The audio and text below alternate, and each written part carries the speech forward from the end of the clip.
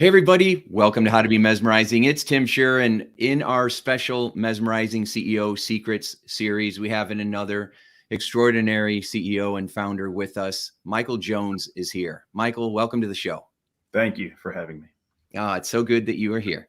So let me give you a little background on Michael. He's a very successful serial entrepreneur and founder and CEO of Thrive Farmers. He's creating a new business model for coffee farmers and improving the world through agriculture. Through his journey of building wealth and riches, he discovered that strong faith, being a values-driven leader and empowering other people, leads to a much more fulfilling life than just having the giant bank account and all the toys that go with it. So, Michael, let's take a little trip back to 2004. You had founded a company called Implantable Provider Group, which is a healthcare company that buys medical implants like pacemakers, and then you give them to hospitals and then you get reimbursed from insurance carriers. And you were growing at like 1,300% year over year, which is very impressive, and secured the number 5 spot on Forbes America's most promising companies list, which is very impressive. And it made you rich, which seems to be the goal in business. But you said that lasting satisfaction kept slipping through your fingers. So tell us about that experience.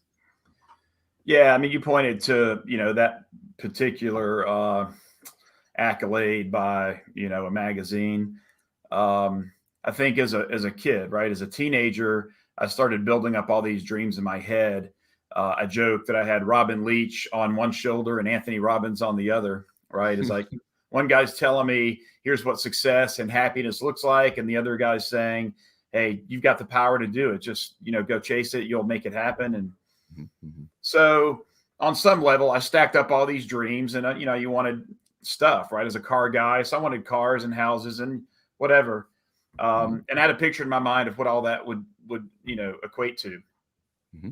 But, and, you skip over, there's a lot of ups and downs between all those years, but you get to the point in my early 30s where I founded a company that really started to take off and achieve some of those things. Everybody's definition of rich is different. So I'll probably still never qualify for some people's definitions, but, I did start to have some of the things that I dreamed of and started to, accomplish, some of the list. And somehow, you have a picture in your mind, but when you actually get there, I don't know. It's just, it doesn't quite feel like that mountaintop experience that you had imagined in your mind. Right. Yeah. Yeah. Or it's there for a little bit and then it just all of a sudden fades. It's fleeting. And I remember, at some point when I was a teenager, Inc. magazine came out with this idea of the list of the 500 fastest growing companies. And so when it first launched, I remember setting a goal like, okay, one day I want to have a company that I start that is on that list. I want to be on the Inc. 500 list. So in 2008, that happened. And it was really cool, right? I mean, you learn more about how and why these things happen, but, and there's a lot of marketing behind it too, but sure. It was exciting for a day, but literally like the one day where you got friends calling and people high-fiving and I'm getting a copy of the article and, everybody's excited. Yeah. That excitement is up here. On day 2, it's kind of already here. By day 3, it's subsided and you're kind of back at your job. Yeah. And what's the next trophy? Yeah. Yeah. Solomon said it's like trying to catch the wind, right? You're striving for something that you really can't catch. Yeah. And I really think we were made in a way that, there's a hole in our hearts that material things will never fill. And it's why you see, man chasing after all kinds of things, but it's pretty futile. And I think that represents a lot of the shift in my journey, is that maybe I had to go through some of that to kind of realize that, inherently there's nothing wrong with, things, right? You can have whatever, nice clothes, car, house, whatever, you name it. But it's when we put the things, the ownership of those things in too high of a place. If we put those things in the wrong place, that's when we're going to tumble and fall, because it's never going to live up to it. If we know or can expect that, hey, it's just something, it sits over here, you can enjoy it for what it is, but don't ever expect it to do something that it can't do. Mm-hmm. And so that was just this, it's like telling my kids the stove is hot. Mm-hmm. I was so determined that those types of things were going to somehow give me this amazing feeling of accomplishment that I was going to go there. Nobody could convince me that that wasn't true. Mm-hmm. And just like I couldn't convince my 2-year-old that the stove isn't hot until he touches it and he burns his finger, and then he has a real world experience, right? And so that's the best way I know to describe what I probably went through. Wow, that was very good. Very good. So you realize that having a lot of money, and I said rich, not wealthy, because I feel like there's a difference, and it's not how many zeros are at the end of it. The difference is how fulfilled you are, because you can have a lot. I have clients that are incredibly that were incredibly rich, but they weren't fulfilled, or they had trouble with their kids or their relationships or their health. And then we worked together, and then they became wealthy because they had a well-rounded experience. So you realize that having a lot of money doesn't mean that you're going to be happy or fulfilled, or at least long-term. So you started what you called your faith journey, in search of answers to questions like, the big ones, like, why am I here? And what's my legacy? And what's it all about? And so what was that experience like for you, Michael? Well, I don't want to go too deep, but I did not grow up in a household of faith. It wasn't part of my, my surroundings, my knowledge base. I had nothing to fall back on, but I'm in my mid 30s. And really this is before IPG started. Things hadn't worked out. I was divorced, and I had another business that was in the healthcare space that was clear was not going to really work out. And so I just got to this place where, hey, I wanted to be at a certain net worth and whatever by the time I was 30, and instead I was 30 and really broke and aimless. Right? I mean, I was scrambling and doing multiple things to piece together a living. And none of them were passions of mine. They were just, gigs that were going to help me survive until I could figure out what I was going to do. Sure. Then I was in another relationship that was having challenges. And so really nothing in my life was working out. So I think I was at the end of me. I'd been running pretty hard. I started my first business at 17 or 18 years old. And so, I had 12 or so years at this point of chasing and pursuing, and wound up visiting a church. There's a backstory on that, but it's where I was introduced to, the Bible and to faith for the first time, and really went in pretty cynical and not expecting anything to occur. And I think this is the beauty of, God's plan, is that it will withstand whatever testing you're willing to give it, if you have an open mind and heart. Right. And so amazing things were uncovered, and it really changed my thinking about everything, my life, my walk, my purpose.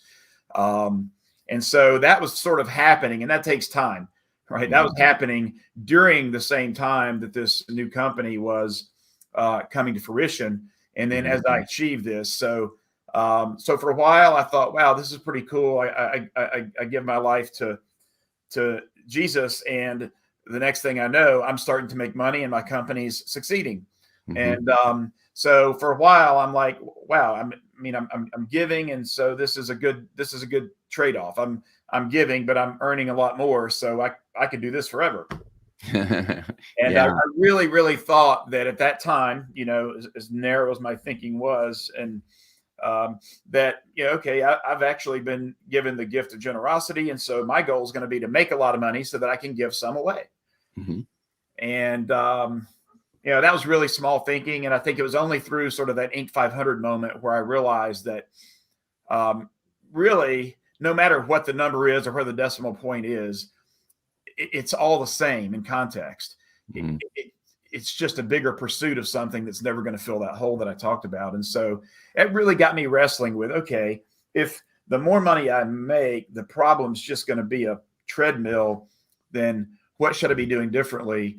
And what I came to figure out, really to believe, is that, I needed to invest my whole life in something bigger. This wasn't just, I'm going to pursue business, which I love. I love to create stuff, and I'm going to do that, and then I'm going to give away some money. It's like, wow, let's think bigger than that. What could I do with all of my resources, right? And build a company that's inherently going to change something about, the world. I'm going to live out this faith journey, but in the context of my business life all day, every day, not just pieces and parts. Mm. And so as I started to wrestle with that concept, a big Silicon Valley private equity firm comes in and buys the majority of my company, and some other things happen that make it pretty clear to me that this is truly my time to go to another phase of my life. Mm-hmm. And that's where Thrive was really born. I went on sabbatical. I was going to take a year off. My boys were 5, 3, and 1 at the time. Mm-hmm. And so I was really not interested in jumping right back into something. I wanted to breathe a little bit, right? I'd been part of a fast growing company, Mm-hmm. tons of responsibilities, lots of employees. But that was the stage from which Thrive was really born. Yeah. It's a powerful journey. I think there's a lot of advantages of finding faith as an adult. When you're a kid, you can pick up a lot of bad habits from the adults that are involved with religion, or you just go because you're being made to. But as an adult, you can go in and have a very different experience. There's something powerful and magical about kind of surrendering and turning it over to God in a way and saying, I work for you, you tell me what to do. And to have that kind of trust and feel like you're co-creating your life experience, with a higher powers. There's something very powerful to that. I think the older we get, the more we realize that we're really not in control. Yeah. There's something about youth, right? You just feel like, it was the whole Anthony Robbins thing. I can just will this to be done. Yeah. But you get older and you deal with, heartbreak, and you deal with health issues, and you deal with, corruption and a lot of other things that you encounter. Yeah. And health is an easy one because we all probably see that in some facet.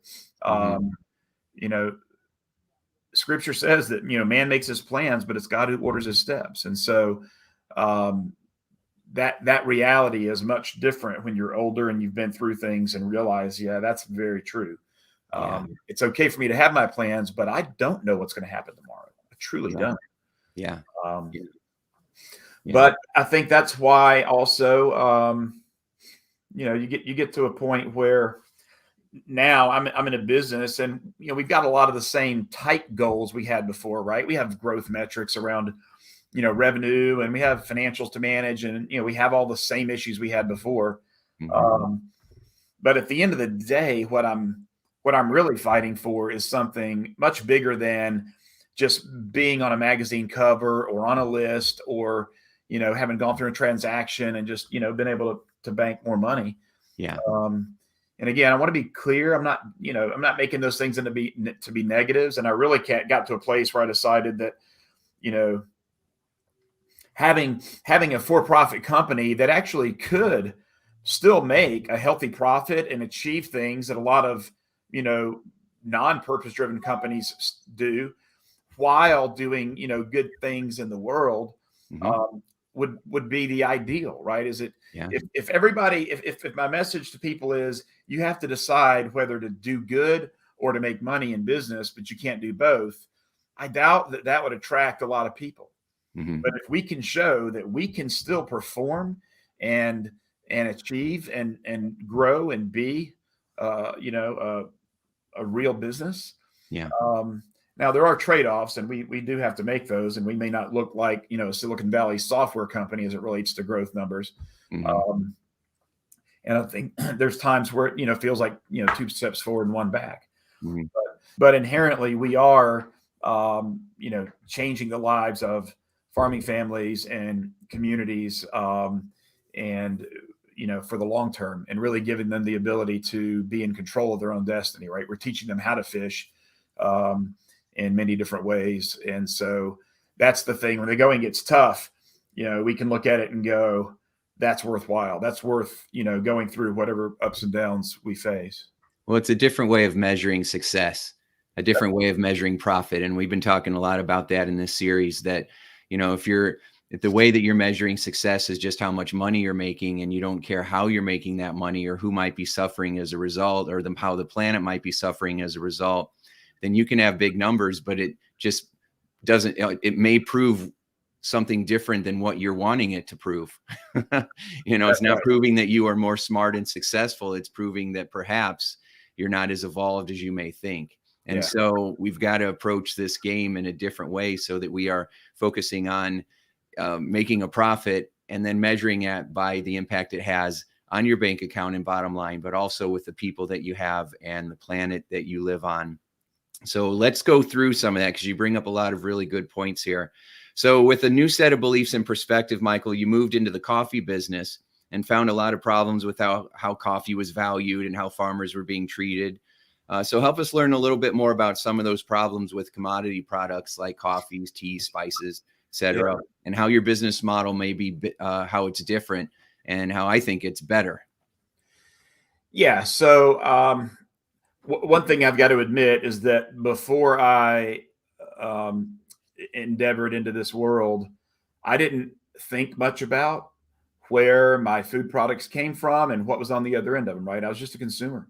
Sure. And probably not a good one, not a conscious one anyway. Mm-hmm. But my wife, who's English, actually grew up in Jamaica. Mm. And her dad's a coffee farmer. Mm-hmm. And I talked to him about coffee off and on over the years, and we visit the farm. But one thing I've figured out is that every country has a lot of really unique attributes to their agricultural markets, right? So in coffee, the unit of measure is not a pound. Mm-hmm. They have some box, that's a certain size, and they give it a name. And every country's, boxes are different sizes, and so there's no standard unit of measure. And I think some of that's by design. I think that, it made it hard to do the conversion, right? Because everybody knows how much a pound of coffee is worth on the shelf. Mm-hmm. But a farmer of coffee had no real idea because there's shrinkage and there's waste and there's all these things that happen. So all they know is I'm selling this box and somebody's telling me this box is worth a certain amount of money. And they're using a commodities index that is volatile, right? It moves up and down every day, intraday, like a stock would.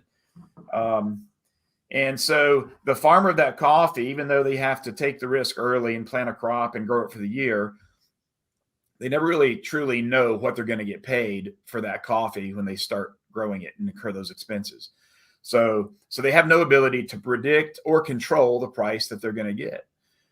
So as you can imagine, I mean, think about, we have jobs with an income. We know in advance what our income is going to be, and we can plan our household around that. But the farmer cannot, and he already has other variables, right? I mean, there's other things that can go wrong too. So it just at a heart level, you start thinking about, wow, this is really difficult. Mm-hmm. And yet, no matter what the advancements are in technology, we all still need food to live. Mm-hmm. And so coffee, maybe negligible. Some may say, yeah, we definitely need that to live, but it's not necessarily that we would die if we didn't have it. Mm-hmm. But the more I learned, the more I dug in and learned, the more I realized that this doesn't work. And so, and I got there because of 2 months or maybe 6 weeks into my sabbatical period, I was already restless and kind of needing something to focus my mind on. Sure. Yeah. So I thought, well, let me go and see if I can figure out the value chain of coffee.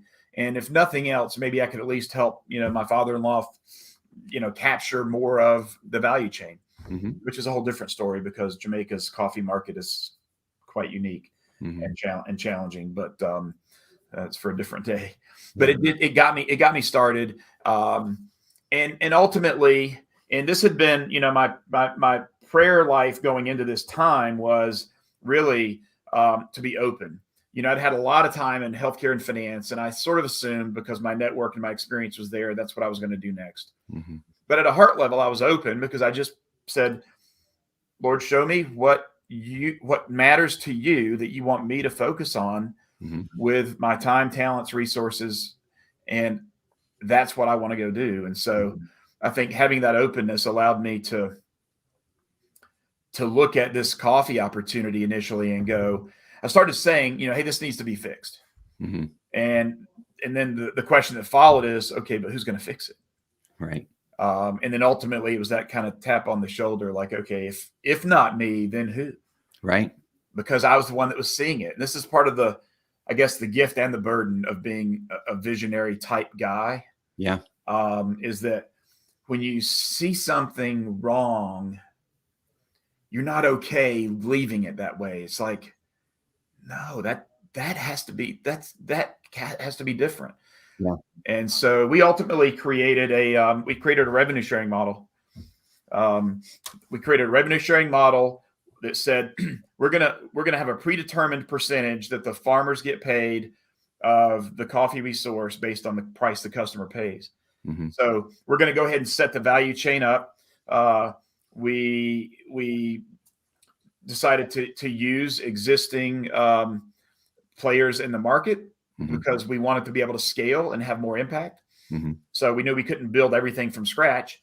Mm-hmm. So what if we take and we de-risk the value chain, and instead of these intermediaries having to take on risk, and what risk equates to margin, right? The only way you mitigate risk is by having more margin. Mm-hmm. And so if we could de-risk it, change them to fee-for-service providers, aggregate volume, then we could get, still get the services we need from certain ones, disintermediate anybody that's not necessary or adding some type of value. Mm-hmm. So we squeeze the balloon. So it's a combination of disintermediation and then, fee-for-service type providers. And we just changed that supply chain from end to end. Mm-hmm. And started, building a brand and a brand story around that. And here's why it needs to happen. And went out it and started, telling that story, and we're able to attract, a myriad of customers. Initially, of course, all of them are, small to regional type customers. And we're a couple of years in, and then we landed our first really big enterprise client that saw value in what we were doing and why. And they took a big risk on us because we were at the time a pretty small and pretty young company. But they did, and it's changed everything. And we've gone on to, add quite a number of other enterprise clients, and, be able to grow and diversify the business, and have, some amazing stories and examples to tell. We started a nonprofit about 4 years in. Well, before we jump into that, let me just emphasize something that for those of you who don't believe that you can do good and turn a profit, that there's somehow one or the other, listen to this. Under Michael's leadership at Thrive, they sold 25,000 pounds of coffee the first year, bumped that up to 300,000 pounds of coffee last year, and are on track this year to sell 5 million pounds of coffee. So, and I think I was going to ask you how you're doing that, but it's because you're collaborating and you're bringing on enterprise clients who are seeing how valuable this is, not just you and your team, but that you can do such good by stabilizing prices and giving people the ability to know how much money they're going to make so that they can plan and grow and actually run a business. I mean, how do you run a business if everything is up in the air and you don't have any kind of stability or certainty? I mean, it's like that in some ways anyway, but I mean, if you don't even know what your supplies are going to cost you because it keeps changing because someone else keeps making it up. Yeah. I mean, that's such an unfair advantage. So that's really great. So you realize that to create sustainable, enduring change, people need better education and leadership training. So that's why what you were about to lead to, you created the sister nonprofit arm of the business. It focuses on leadership development, health, economic development, etc. So tell us a little bit about that. Yeah. We feel like the foundation is what I just described, which is just bringing stability to the farm and allowing the farmer and his family to be able to plan, right?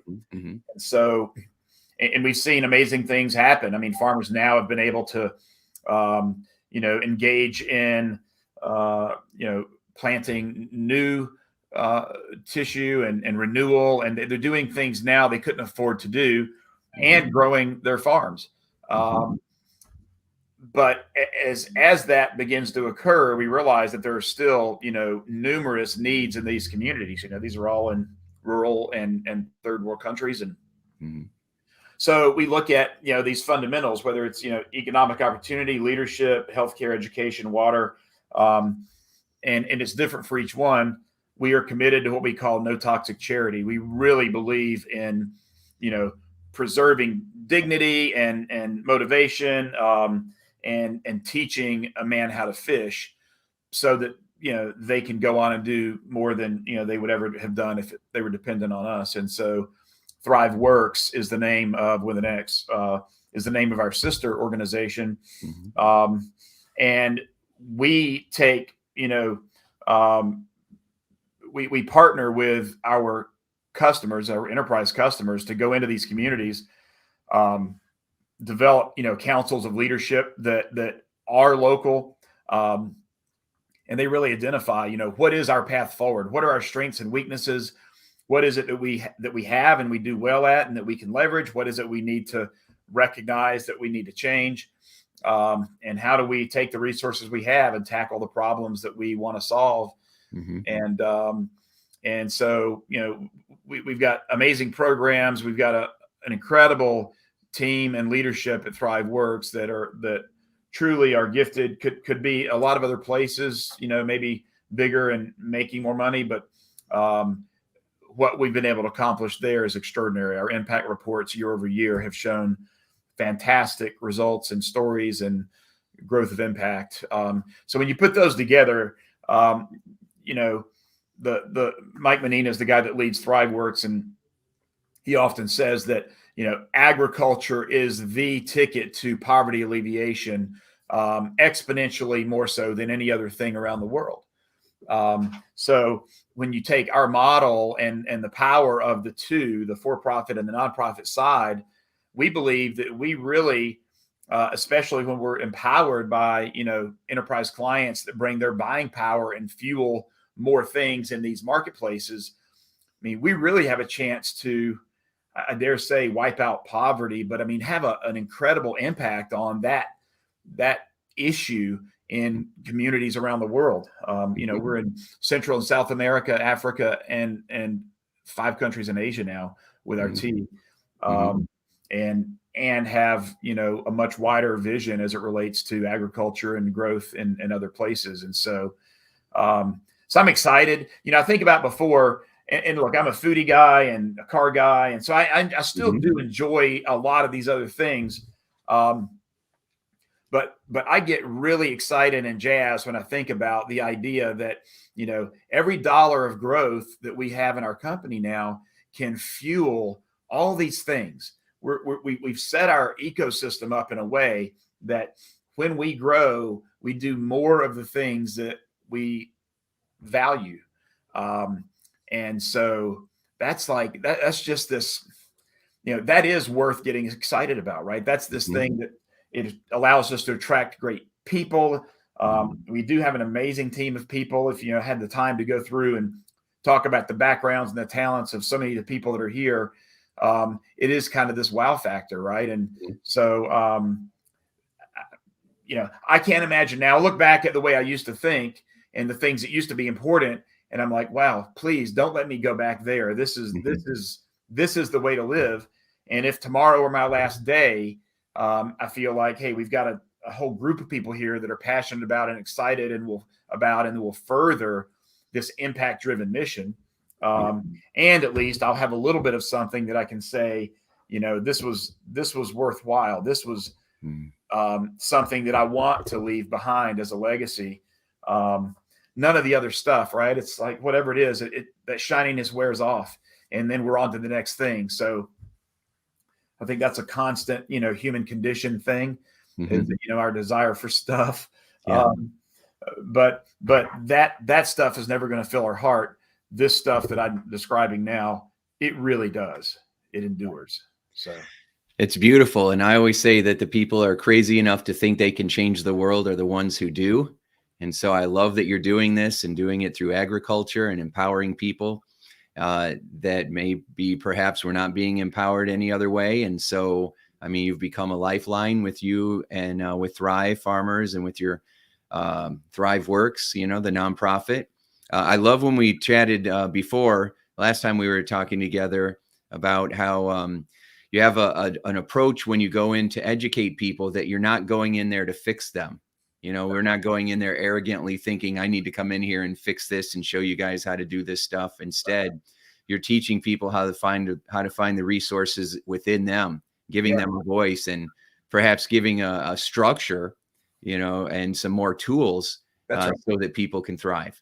Yeah, that's right. And that's no different than any of us, right? I mean, even, you know, successful corporate CEOs here have coaches and advisors, and they have others. I mean, I'll tell you, the farmers we deal with, these are really smart people, hardworking, make me feel like I'm not even trying. I mean, their work ethic, their intelligence, their resourcefulness, their resilience. I mean, these are hero type people, right? They would never describe themselves that way, but when you really look at what they do and the passion they do it with and the sacrifices they make, and many of them could be doing other things. I mean, these are smart enough people to figure out other things, but they're passionate about what they do. And there's something really about, I think, farming, especially coffee, that gets in your blood, and it's just, you just have to you can't walk away from it. And but, you know, we're coaches, right? We're coaches, and we're giving them another lens, another way to think about it, more tools in the toolbox. And we open things up. And when they share and they apply that and they learn from it, man, it makes me excited for the next generation. It makes me excited for the countries. I think, you know, we've had, you know, little mini dreams about what if we could really have an impact on GDP in a particular country. You know, what if we could move the needle in entire communities, and those communities could thrive? No pun intended. It's just really, it's daunting and inspiring at the same time. Yeah, good. Then you're doing it right. You know, Mario Andretti, you know, he liked fast race cars as well. And he said that if you're not a little scared, then you ain't driving fast enough. So yes, daunting goals and asking those big questions is how you find those big answers and results. So, Michael, how can people find out more about you and Thrive Farmers? Well, I'm not worth finding out about, but the Thrive Farmers is just at our website, thrivefarmers.com. We're just about to launch a new website here where we'll have some sort of an updated approach on some things. But yeah, I think thrivefarmers.com or thriveworks.org. You know, works with an X, ENWRX.org. Inquire. I mean, we're glad to answer questions or help in any way we can. Yeah. Well, I love your humility, and I really appreciate that you have become a man of faith, and you are using your newfound awareness and skills and abilities to make this world a better place, while being successful and profitable at the same time. I mean, you can do more good works and good deeds when you are profitable. And so it doesn't have to be an either or. We're having and conversations. So thank you so much, Michael, for being a mesmerizing guest on the show today. Well, it's my pleasure. And I need to, you know, make it super clear that there's a whole team of people here. I happen to be the spark that started it, but there's a team of amazing folks that are really who thrive. That's Thrive today. It's not just me. So that's right. That's right. It literally takes a village. It sure does. Outstanding. Thank you, Michael. All right. Thanks for taking the time. You bet. Take care.